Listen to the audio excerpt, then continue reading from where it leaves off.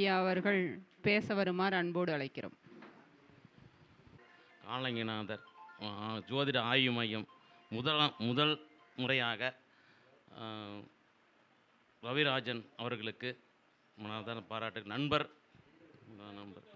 பாலிய நண்பர், ரொம்ப 20 வருஷத்துக்கு முன்னிலிருந்து பழக்கம், 20 வருஷத்துக்கு முன்னிலிருந்து பழக்கம். இதான் நம்ம கேட்டு பண்ணிட்டு இருக்கோம். ரொம்ப கஷ்ட சூழ்நிலையிலிருந்து மேலே வந்திருக்கிறவரை ரொம்ப பண்ணிகிட்ருக்காரு. ரொம்ப மேன்மேலும் வளரணும், மேல் வரணும் அப்படின்னு நம்முடைய ஆசீர்வாதங்கள், அனுகிரகங்கள், பெருமாளுடைய அனுகிரகங்கள் ரவிராஜன் ஐயாவுக்கு. இன்னும் இந்தளவுக்கு பெரிய மீட்டிங்காக நிறையா ஜோதிடர்கள் நிறைய பெரிய எல்லாம் வந்திருக்காங்க. நமக்கு வந்து புதுசாக வா அப்படின்னு அப்படியே சரி வந்து பார்த்துட்டு வரலாம் அப்படின்ட்டு வந்தோம். பெரிய ஜோதிடம் பெருசாக தெரியாது, இருந்தாலும் அவருக்கு ரவிராஜன் சின்ன கஷ்டப்பட்டு ரொம்ப சின்ன பாப்பாலிருந்து வீட்டுக்கு போயிட்டு வந்துட்டுருக்கோம். ரொம்ப கஷ்டப்பட்டு வந்தார். மென்மேலும் வளரணும் அப்படின்ட்டுருக்கேன்.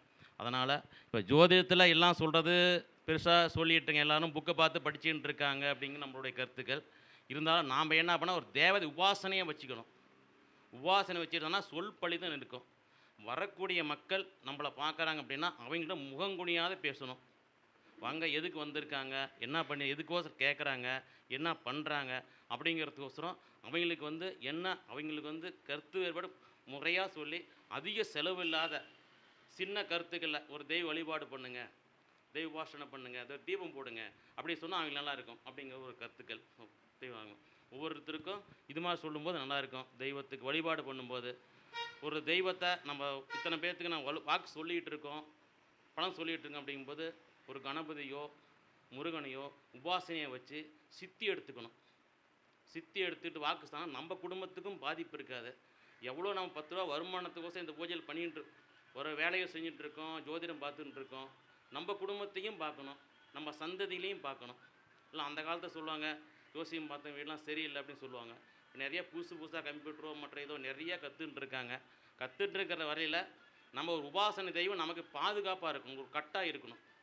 தினசரி ஒரு 4:30-5 மணிக்கு எழுந்திருக்கணும்.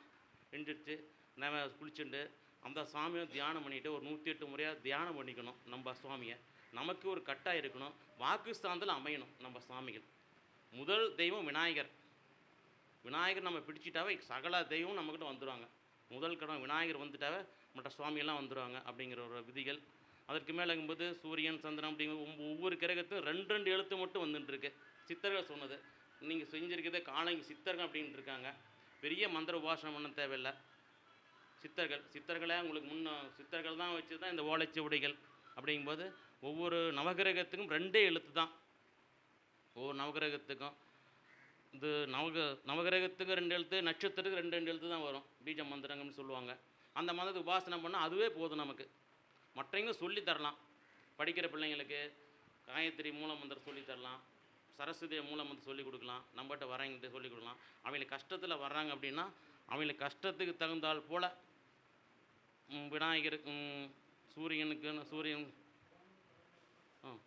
சூரியன் சந்திரன் அப்படிங்கும்போது ஒவ்வொரு கிரகத்துக்கும் ஒரு மந்திரம் சொல்லிக் கொடுக்கலாம். அவங்களுக்கு சொல்லிக் கொடுக்கும்போது அவங்களும் உபாசனையாக போயிடுவாங்க. அந்த பஞ்சபூத்தில் வந்து இது மாதிரி சொல்லிகிட்டு இருக்குன்னு வச்சாங்க. நவகிரகத்துக்கு சொல்லிக் கொடுக்கும்போது நாம் இன்னொருத்தர் சொல்லிக் கொடுக்கணும். வீட்டில் ஹோம் பண்ண சொல்லலாம், பரிகாரங்கள் சொல்லிகிட்டு இருக்கலாம். இது மாதிரி சொல்கிறது நல்லது அப்படின்னு சொல்லி வாய்ப்பு நன்றி.